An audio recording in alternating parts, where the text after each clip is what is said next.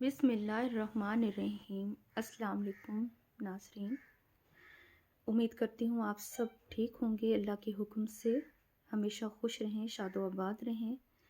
آج کا میرا بہت ہی پیارا ٹاپک ہے جو کہ میں نے بالکل لیٹسٹ بیان سنا مولانا طارق جمیل صاحب کا، اور وہ میرے دل کو اتنا اچھا لگا، اتنا سن کے خوشی ہوئی کہ میں نے سوچا کیوں نہ میں آپ لوگوں کے ساتھ بھی یہ بیان لازمی شیئر کروں، تاکہ ہم سب کی زندگیاں خوبصورت ہو سکیں، تاکہ ہم سب کی زندگی آسان ہو جائے، اسے گزارنا بہت ہی آسان ہو جائے۔ اور ایک بار ملتی ہے زندگی، کیوں نہ ہم اسے خوبصورت بنائیں اور خوبصورت طریقے سے گزاریں۔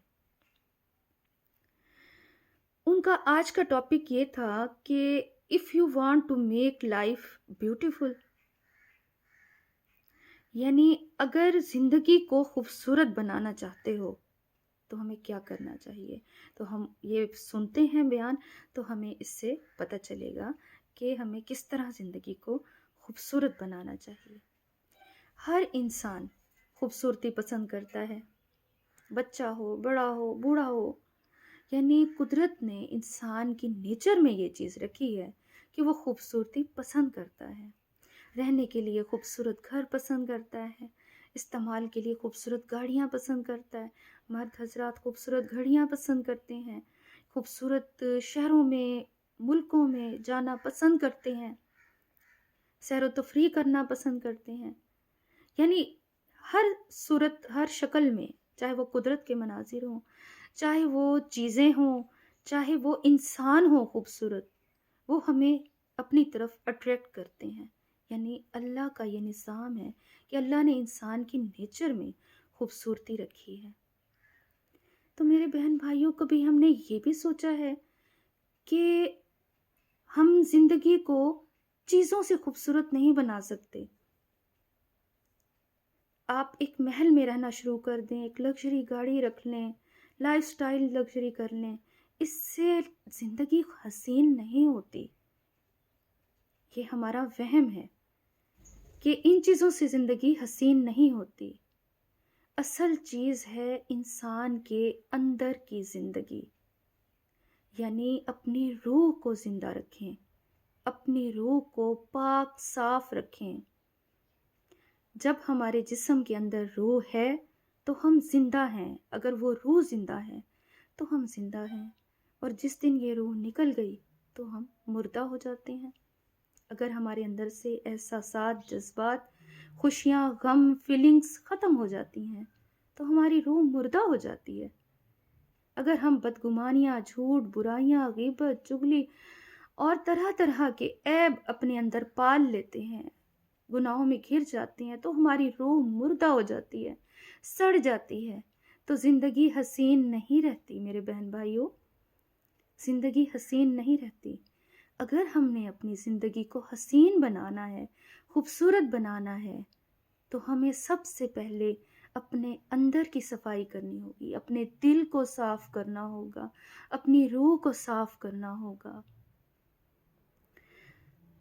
ہمارے نبی پاک صلی اللہ علیہ وآلہ وسلم نے فرمایا، لَقَدْ كَانَ لَكُمْ رَسُولُ اللَّهِ أُسْوَةٌ حَسَنَةٌ، یعنی قرآن پاک میں فرمایا گیا ہے کہ رسول اللہ صلی اللہ علیہ وآلہ وسلم کی زندگی بہترین نمونہ ہے، اور یہ فیصلہ ہو چکا ہے، وہ ہمارے لیے بہترین نمونہ ہے۔ اگر ہم نے زندگی کو خوبصورت بنانا ہے تو اپنے نبی پاک صلی اللہ علیہ وآلہ وسلم کے بتائے ہوئے طریقوں پر ہمیں عمل کرنا ہے۔ جو شخص بھی اللہ اور آخرت پر ایمان رکھتا ہو اور اچھی بات کرے گا، وہی جنت کے اعلیٰ مقام پر ہوگا۔ انسان کو ہر وقت غیبت، گالی گلوچ، برائی، بری باتیں، تہمت، جھوٹ، ہر قسم کی برائی سے بچنا چاہیے، محفوظ رہنا چاہیے۔ رسول اللہ صلی اللہ علیہ وآلہ وسلم نے فرمایا، ابو ذر، اگر میں تمہیں ایک بہترین بات بتاؤں جو تمہاری دنیا اور آخرت کی کامیابی کے لیے بہت اہم ہو۔ تو فرمایا بتائیں؟ تو آپ صلی اللہ علیہ وآلہ وسلم نے فرمایا اچھے اخلاق اور زبان کی حفاظت، کہ ہمیشہ اچھے اخلاق سے پیش آنا اور اپنی زبان کی حفاظت کرنا۔ زبان کا غلط استعمال، زبان سے نکلے الفاظ، زبان سے نکلے بول سینہ کاٹ کر رکھ دیتے ہیں، دل چیر کے رکھ دیتے ہیں اگر وہ غلط استعمال ہوتے ہیں۔ کچھ گھروں میں طلاقیں اسی وجہ سے ہوتی ہیں کہ میاں بیوی کے ساتھ، بیوی شوہر کے ساتھ بد زبانی کر بیٹھتے ہیں، ایک دوسرے کا لحاظ ختم، اور ایسے ایسے الفاظ کہہ جاتے ہیں جس سے طلاق تک نوبت پہنچ جاتی ہے۔ ماں باپ کے آگے جو بچے بری زبان سے بولتے ہیں، بد زبانی کرتے ہیں، وہ نافرمان ہو جاتے ہیں، ان کی دنیا بھی خراب اور آخرت بھی خراب ہو جاتی ہے۔ اسی طرح ہم اپنے ارد گرد معاشرے میں دیکھ لیں، ہمساؤں کے ساتھ تعلقات دیکھ لیں کہ اچھے اخلاق کی وجہ سے تو آپ کے تعلقات بہت اچھے رہتے ہیں۔ جب آپ یہی بد زبانی کرتے ہیں، برے اخلاق سے پیش آتے ہیں، تو آپ کے وہاں بھی حقوق خراب ہو جاتے ہیں، تعلقات خراب ہو جاتے ہیں، یعنی ذلت و رسوائی مقدر بن جاتی ہے بری زبان والوں کی۔ کہیں ایک جگہ مولانا طارق جمیل کہتے ہیں کہ میں نے پڑھا کسی گاڑی وغیرہ پہ، کیونکہ انہوں نے سفر بہت کیا ہے تبلیغ کے لیے، تو وہاں لکھا ہوا تھا دل برائے فروخت، یعنی ہارٹ فور سیل، دل برائے فروخت، قیمت ایک میٹھا بول۔ اب دیکھیں کہ جس شخص نے بھی یہ لکھا اور جتنے لوگ بھی پڑھتے ہوئے اسے گزر گئے، اور کسی کو بھی اگر ہدایت مل گئی اور اس نے اپنے بول اچھے کر لیے تو یہ صدقہ جاری ہے اس کے لیے۔ اب اس سے کیا سمجھ آتا ہے کہ آپ کا ایک میٹھا بول آپ لوگوں کی زندگیاں تبدیل کر سکتا ہے۔ یعنی جس کے ساتھ آپ کے تعلقات خراب ہیں، آپ اس کو صرف مسکرا کر ایک میٹھا بول بول لیتے ہیں تو بیوی اور شوہر کے اختلاف ختم ہو جاتے ہیں، ماں باپ کی ناراضگی دور ہو جاتی ہے، بیٹا باپ کے ساتھ، بیٹی ماں کے ساتھ پیار محبت اخلاق کا رویہ، ایک میٹھا بول آپ لوگوں کے جھگڑے دلوں کے اختلاف ختم کر دیتا ہے۔ تو یہ کتنی اہمیت رکھتا ہے، اور میٹھا بول بولنا یہ ایک صدقہ بھی ہے، مسکرا کر دیکھنا صدقہ بھی ہے، اتنی اہمیت ہے اس بات کی۔ چھوٹی چھوٹی زندگی کی باتیں ہیں جنہیں ہم اہمیت نہیں دیتے، اور ہم اپنی پرسکون اور خوشگوار زندگی کو عذاب بنا لیتے ہیں۔ حضرت معاذ بن جبل نے فرمایا کہ رسول اللہ صلی اللہ علیہ وسلم نے فرمایا کہ زبان پر بھی پکڑ ہے میرے بہن بھائیوں، بری زبان بولنے والوں پر بھی سزا ہے۔ سب سے زیادہ جہنم میں وہ لوگ ہوں گے جن کی زبان خراب ہے، جو بد زبانی کرتے ہیں، جو برا بولتے ہیں، گالی گلوچ کرتے ہیں، سختی سے بولتے ہیں کہ اگلا خوف زدہ ہو جائے، بات کرنے سے گھبرائے۔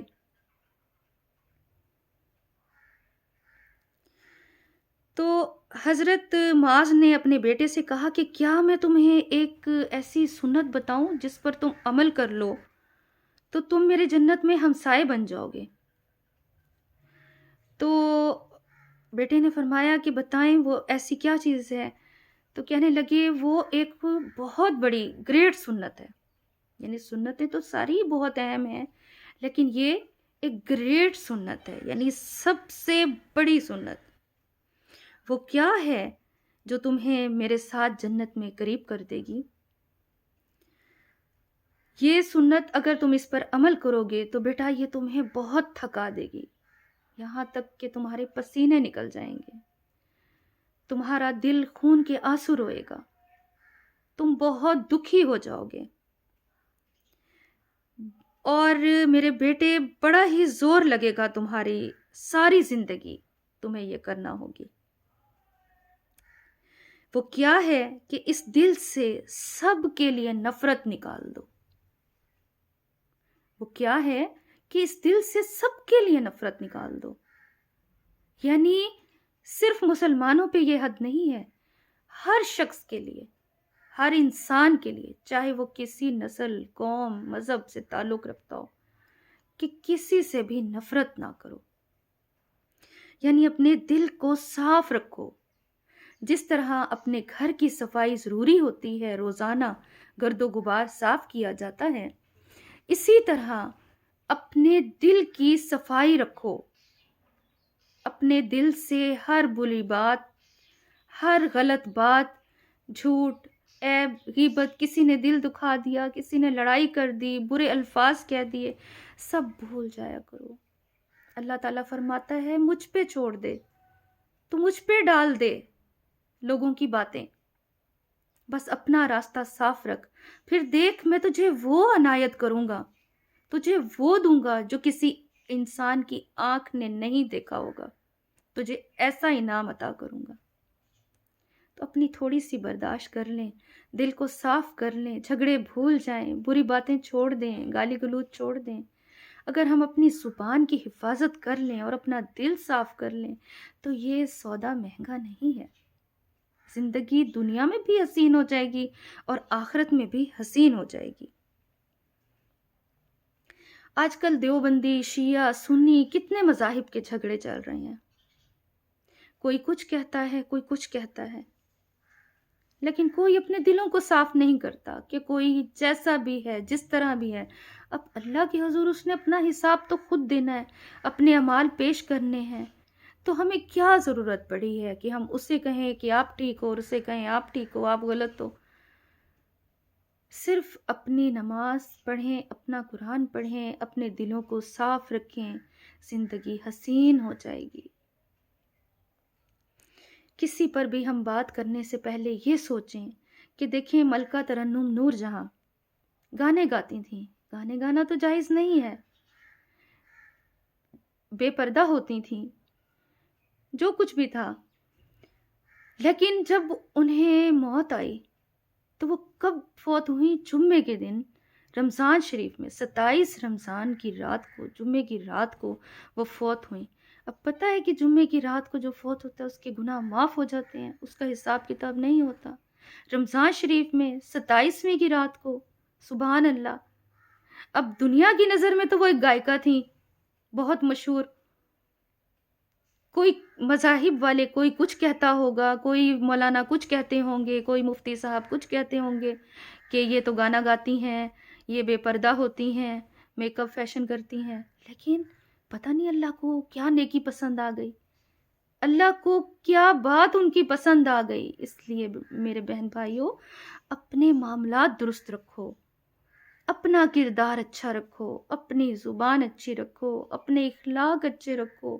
سب سے پہلے انسان اپنی زبان سے پہچانا جاتا ہے کہ وہ کس طرح کا ہے، کس نیچر کا ہے۔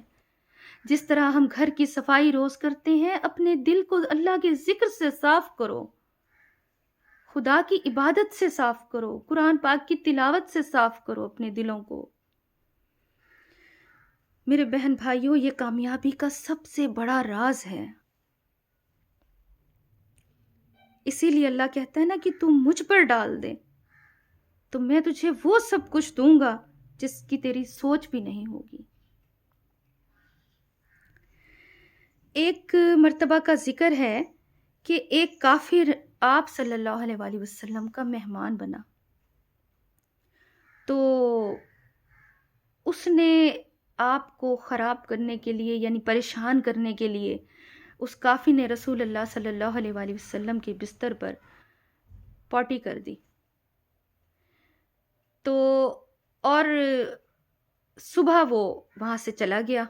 جب وہ گیا تو رسول پاک صلی اللہ علیہ وآلہ وسلم دیکھا کہ ان کی چارپائی خراب ہوئی پڑی ہے اور اس نے گندگی کر دی، اور وہ اس کو دھونے لگ گئے، پانی بھرا لوٹے سے اس کو صاف کرنے لگے۔ تو صحابہ نے فرمایا کہ رسول اللہ صلی اللہ علیہ وآلہ وسلم لائیے ہم کر دیتے ہیں، تو ہم صاف کرتے ہیں۔ فرمایا نہیں، میرا مہمان تھا اس لیے میں ہی کروں گا۔